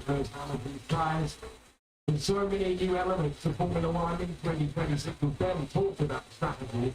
Well, Peter's doing good on those hards. Front left, to lose time. His timekeeper dropping away a little bit more than Charlotte players as well. So, I should say that they wanted to split strategy with me, and he dropped it. Of course, Ferrari had to pick. But when we had so many cars dropping up, so many safety cars, we're sacrificing the race in that. Mercedes now, 1 second away from the little things they're doing. Oh, the answer to that question, no, was no. It's possible. But, see, one last still to be done with Hamilton. They're not really from the basic thing they're doing their own tires. We've got to think less about what performance. This year they Nope, you gotta play block. The clerk is 16 seconds behind. The old teammates, Lewis Hamilton, George Russell, Hamilton last year, two Ferraris, starting the second season. Hamilton coming off the back of the season where there was no front row start, no pole position, no podium, with single sprinting in China. Ferrari in much better place than they were. If you can see there, the majority of the laps, and then last year, we hadn't any drops, so we immediately see. Let's see what Leclerc is gonna do on time. 1:23.1. It's not that much faster. So now Ferrari are hoping that the tires break on the Mercedes. That's a good strategy. Target. Stupid. Lewis Hamilton is flat out section. George Russell looking to the inside and not being given away by until now. Box. George Russell is having to make his turn. George Russell back into the lead from the Australian Grand Prix. Ferrari, who held a 1-2, see the savings hit the front again. Box. Which is the nature of the temperature keeps you up to turn green. Box, please. Please, box. Please, box Hamilton. Now. Into the pits. Come on through. Thank God. Usually the condition not even going to hold Russell up by enough. Come out behind with Flair. At least it didn't make it worse. The next number is Hamilton. It's Russell and today. Hamilton and Leclerc, but Leclerc is going through. And he claims his spots on the podium. It's been a Ferrari team now. They're not 25, but 13 laps over the Mercedes. What Mercedes is Not much faster. what's got big rivals. Yeah, it is. For you. Really has. That's the only option, Russell. Make it last. The thing is as well, if you're comfortable with the day as it sits right now, you'll continue to go down. That's really an overall effect this year. But you do want to wait to see is another safety car and perhaps a safety car coming up. And then back if we walk from 14 after turn 3. This is a fight for what is the typically the best of us behind the big 14. Both haven't really good races, been glad to start opening that. And just plugging away at it, make pit stop. Which means future of Formula 1. There's 20 laps left. 30, yeah, 20 laps left. Almost 30 laps left. The risk of a safety car is pretty high. One safety car and Russell's fucked. So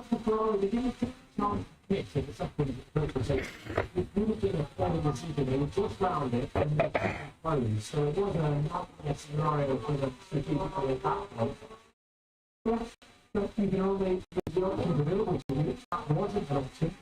The first one was. Alex Albon gets past in team Carlos Sainz. Ends up to P12. And Hamilton points to Joey. Robin to pass.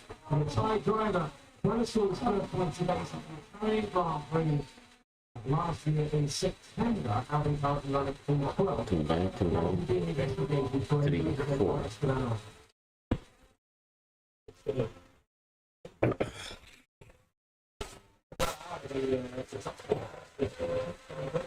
Peter is losing a second in like lap 19. Ooh.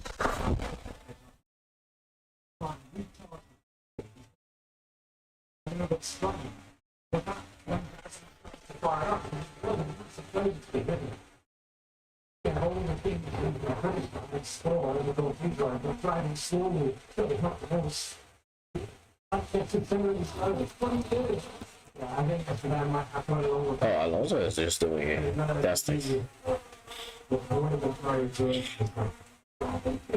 We should note the fact that this is a journey of discovery, not only for the teams, the drivers, but also for the street. We have, let's say, amended the rules of engagement, the racing rules, the interpretation of what is correct, but they're heavily influenced, of course, by those who know best, which are the race drivers themselves. It's amazing how Ferrari just threw this race away. Still get awarded penalty points, but it's obvious and unacceptable moments rather than knock-ups that unacceptable forward contact. And that was all initiated by the controversial players including Kimi Antonelli and Oscar Piastri in Brazil last year. David Baird watching on. He's done at the moment very well. Trying for 8th position. Absolutely delighted with that. The way they ran qualifying. And all the teams are aware that they're still discovering with every lap that they run how best to operate these cars. Here's the world champion, Lando Norris, 35th champion of the world. Finds himself so in the race on the reconnaissance lap. He wants to say, oh, windy out there.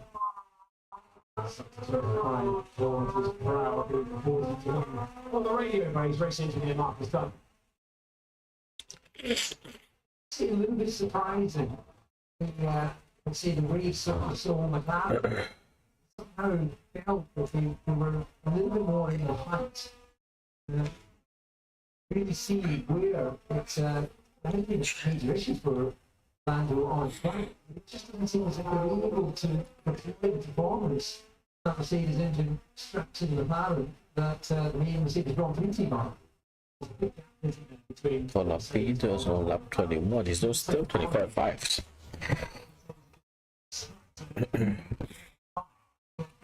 Was the opposite course in the previous formula, and I'm getting much more out of the Mercedes car than Laps. the one seen. Makes no sense. the great wind tunnel development, getting all those aerodynamic services working well, the ground effect here, they understood it perfectly. There is no ground effect on these cars now. The aerodynamics is still working on the other side of the car, but it's a lot more dependent on the wheels as well. And Mercedes always got a good handle on it, and they're maximising their requirement as well. Russell, Antonelli, Leclerc, Hamilton, and then this battle, but was a 4-second gap. 1.6 seconds.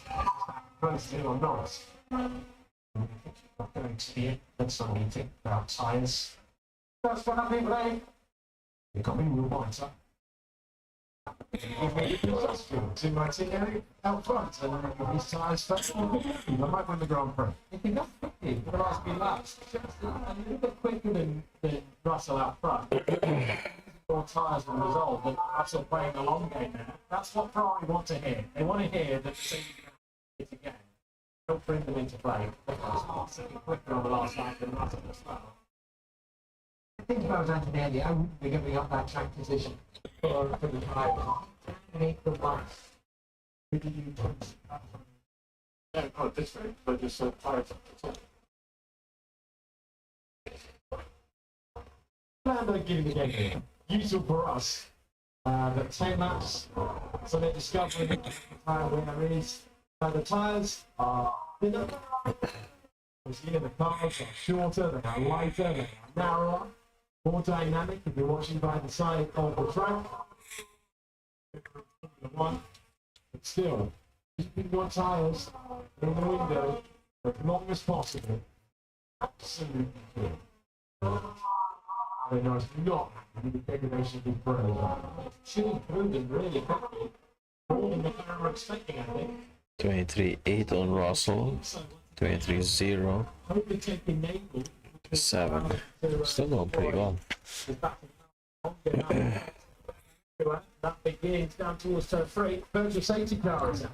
Virtual safety car is deployed, and we will get the information on why that is required. Garbage on the track. Well, we see a bit of wheel banging with at least 4 cars in the field.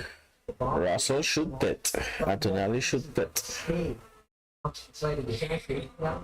Speed. These marshals at that point of the circuit, even with the virtual safety cars, you can see it for the drivers. The marshals can't enter the track without the permission of race control. So race control would have said that's okay. The Cadillac just falling apart. You don't want that back. They probably don't have any spares. That's it. Bending very, very quickly. Piece of the marshal recovering it. Anticipation time. Green flag flies, and Albert Park once again. It's 29th Australian Grand Prix today. Lando Norris ahead of Max Verstappen, but it doesn't look likely to stay that way. He has a look. No need to take any bold breaking move to the inside of 11. As medium tires in Red Bull working a lot better than the hard tires for Lando Norris. The driver who started in 20th place is looking now at 5th. A superb recovery drive for Max Verstappen as Lando Norris comes in to change tyres. Again, medium tyres that he didn't want then. For not 26 laps, 24 laps to try and do. There you go then. Eke out another couple on a short set of hearts instead. It's tends to the case that tyres and your sort of prediction of how long they'll go. That's a track over then as a Grand Prix. Distance increases, the tyre wear tends to become more in your favour. So you may not have been loving it, but I suspect he'll be able to take those to the end. Antonelli lost out by about a second in that VSC compared to Russell. Russell getting the gap down slightly. Neither Mercedes had a chance to pit under the VSC. It ended coming around the middle to their that. I think they probably would have taken that chance were they afforded it. Would have given the race lead again, but Russell with much faster tyres to go 100 down to get to the end of the race. And Antonelli had an Alpine from the way for that BSC replay. You see it on the background there, he's not cleared on Talbot, but that's a little bit of time to his teammate. Okay, first race of the new regulations, so reliability cannot be guaranteed at all. Fernando Alonso back in the pits. They've prepared things to put him back out there. Stroll continuing to run for Aston Martin. Beyond what they thought was possible at the start of the weekend. Sainz have lost a lot of running this weekend in mechanical issues. They've really been struggling. Wilson's had some wheel back at the moment. Sergio Perez, Paul Pinto, given a penalty for a start infringement. We saw him slow off the line on the formation out and green light for it. Talbot, good battling with Paul Pinto earlier on, so in ahead of Jackie knocked on, but as this thing was unfolding, they managed to jump in. Lando Norris unhappy with the tyre wear, next position. He will still have to easily get past Behrman. On for Arvid Lindblad, who's trying to become a point scorer on debut, the 18-year-old. 15 seconds behind Max Verstappen, who starts to quickly position to move through. Fifth in the order, and then the Ferraris versus the Mercedes to win the opening Grand Prix of the year. We go down to the first turn on board with George Russell, who chases Grand Prix win number 6 of his career. He's had to wet his time, hasn't he? He for so long wanted to be promoted to the team, and Mercedes rattled on 8 titles in a row. He was waiting at Williams. In hindsight, Toto Wolff said, well, maybe that kid Williams a year too long. But Mercedes this year, at the early stages, the car that he's working so well with the US. Yeah, but he's still his premiership. He's been waiting for the moment for the Dutch Mercedes. Mercedes with them gone. So if anyone would be broken his apprenticeship in Formula One, the point for the Grand Prix to the early one, seemingly not really cool, but seemingly the World Championship shot with this package. It's slide now. And pushing it around, recharging into the straight line, which is where you got for a little bit of energy harvesting, 15 with 60 speed into that corner. Walking people back to the top start and allowing to deploy it all evenly around the circuit. Not fair. Made a mistake in the last, it's a spin and a half. But he has got now away from Russell's safety car window as well. If there is a safety car, Russell can fit, come out of Leclerc. So this is looking very good for Mercedes. Yep, I'll go very back from Ferrari again. Wonder whether they would be able to show what they have done. The majority of the weekend is coming at the moment. The team that last year won just 2 Grand Prix, both in George Russell. Very much expecting to beat that time in Formula 1 2026. So Lando Norris with that. Over down the pit lane, we have done so. Race 12, the final corner of the racetrack is directly ahead. Now, as you know, the car is showing so well in these times. It rapidly race together. So they're trusting it. They're having the same car as they do not have the latest specifications to this weekend, and they're increasing the benefits. The series is very fast, fully understand it, preparing for the process of understanding it. Continue the race and jump the basic. That's an interesting one, isn't it? Passive routine. Okay, I think Russell may have to pit. Slow, dry, both of the speed and squeeze and very good to line and indeed the one of the lights in that mode is working nice during that particular signal because it comes on late as it goes into super quickly. Both of them are in place. Normally you have the 2 warning lights deployed in place at the same time. It's almost like they're showing different harvesting. Russell Antonelli, then McLaren and Hamilton. Gasser is able to get up to 9th position. Sainz fighting as well. Sainz had a really difficult time in starting a race when he won 2024, but unfortunately, Really struggling. Let's see if the tires are gonna go off a cliff. Racing another pass. Lando Norris. Makes it position. Will make light work. Behrman, Lindblad still on, but wants to finish. Again, what the six up immediately. It's Gabriel Bortoletto. It seems that the Formula One is able to get past Esteban. I've got these three in the back and then the lap after that pass. Gasly with the advantage at the moment, with Letter up to 10, and Ocon will try and come back to starting to win. Bortoletto might be able to not over, but he's on fresher tyres. When the great run on the Audi, it's so tough to understand what the line is looking at points. The Fortunato with only take available, that's me maybe a little bit vulnerable here. As Gabriel Fortunato got more in the tank. Audi's first Grand Prix in Formula One, the old Sauber team. That name is no more. And Audi, who have built their own power unit as well. Not the easiest thing to do in complex operations. They are running in one car, full petrol, very, very pleased. Which Q3 yesterday was maybe beating it because he had an issue. He was all over the back of Gasly. Further up the order is the back of him. Oliver Behrman, Arvid Lindblad. Oliver Behrman, oh, late shot. Behrman saw it coming. Behrman takes the place. Lindblad is definitely not shy of being, let's say, aggressive. Tires look good still. He's coming back. He uses the boost to get by. You can't use too much of your battery power without paying for it badly. On the flat line from 6 to turn 9, and wasn't enough. And through goes Oliver Behrman. You see, changing speeds there. Pinto recharging the battery into turn 9. Sainz had the momentum and to back out of it when he was looking for an overtake. Now Sainz gone left in your picture. He's trying to go around the outside.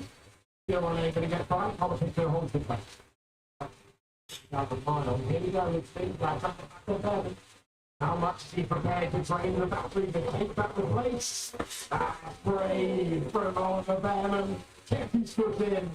And Lindblad went for the dirty, dusty part of the racetrack that Christian kept it on the road. Oh, he felt that feeling, he didn't move. Out there, it's a different level of leisure. And not a good way. It's dusty, dirty, and you're carrying a lot of speed in. I would say really impressive with Behrman. If you need energy for the battery to make the car, you've anything vulnerable for the rest of the lap. And basically, you go through racecraft to keep things up. But if you made it to the corners, into the outside, really tiny stuff, and it's takes the place for now. But this is, when you're training it out, it's sort of difference you can get. When one is in harvesting more, the other one is still using a bit more deployment. And it's tough for the driver to deal with this big difference in cruising speed that you would never have seen in any other formula. Yeah, it's just totally new. There's no precedent for this for any of the drivers. They're journey up through the ranks, and the swapping continues. Ocon is ahead of his battle. Then it's Gabriel. Now it's Gabriel Bortoletto. 5 times the point scorer. He's run the season and loves to get up and running inside the top 10. The start of the second campaign. The rookie wave that came to last year. A brilliant Grand Prix across the board. Let's try to get a couple of times. I think he had a pleading out of battle. I don't know, I know I'm going to keep the battery in check. I know I'm going to have it, but I want to try and fight Oliver Behrman. And Behrman in the 1 second break for it. Swerving all over the road again, quite a power. He's the pitch going back to back. If you got a hard one, which is moving towards the right to feed up the space to feed them out there behind. I'm so tired.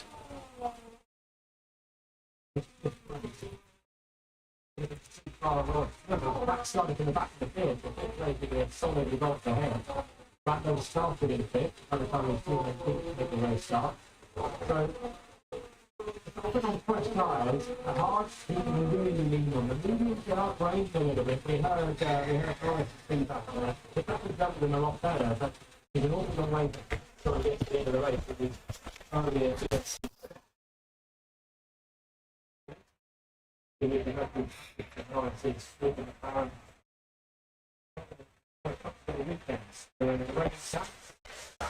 it's a great thing for him, I think.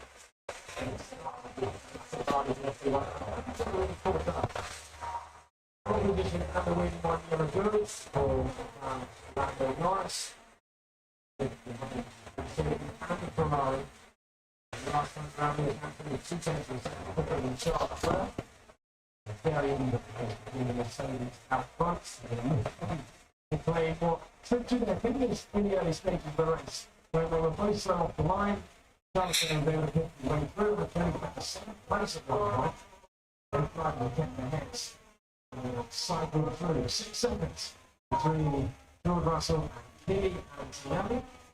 Russell looking the 6th win on Formula 1 and the second highest winner in Formula 1 history.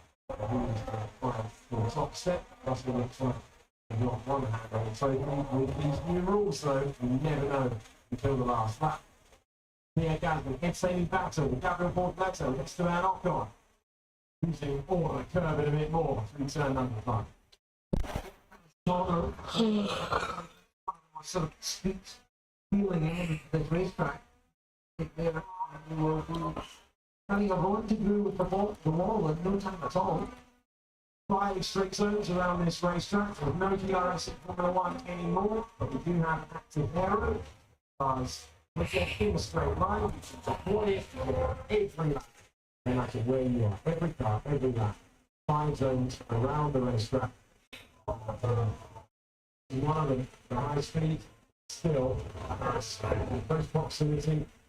Out of the points at the moment, them having another really strong race in Formula 1. Ocon trying to improve, make it 2 passes in the points. Ocon had a good end to Formula 1 in 2025. He did score the final Grand Prix of the year. They're not risking it until then. Still have form, don't they? So, keep in touch once. This could be putting up close to council. Something just on the part of that. All of the Grand Prix is at a 1:22.0. And he's home in again on Lando Norris on the pass before the pit stop. That will be years as well. They have been extending us out front for a long time. This time it's the 5th place of the pecking order shifted. I'm not pretty encouraged by Ferrari. I think they've been a bit outgunned on strategy today. I would like to see them do something a little bit different to make Mercedes work for this a bit more. Even if they split the cars, as Hamilton suggested at the first BSC, I don't think they do something to try and keep Mercedes behind. But in terms of pace, they're much closer than I think anyone expected. Mercedes got a small advantage still, but this is nowhere near the goal that we saw yesterday. And this circuit really suits Mercedes. It's a rapid, long straight, super point and recharging. This is the track that's going to exacerbate all of racing in this new generation of rules. There will be some circuits coming up where energy marketing won't be anywhere near the problem that it is around here. You haven't got big braking zones. You've got, for example, as we see Max Ingram, you're straight back to blocking, you're deploying energy. There's not enough big braking zones to get that regen going. So you don't have to be looking on the straight. So those other things have a massive advantage. Rather than be more competitive, very slightly, starting with pushing cars, he knows how's the best chance. I mean, yeah, he's been touching on, as you mentioned there, now it's been nice to start with the Grand Prix. It feels like we're just picking up on that during the first 3 Grand Prix. We were Shanghai next and then into Suzuka. They're all long, high-speed circuits with limited sort of retaining areas. So this might be a sort of scene centre for those first couple of Grand Prix tracks that are more favourable. Yeah, I mean, Bahrain for testing is much more regular. The energy charging was nowhere near as severe. And Ferrari were really competitive. I know it's testing.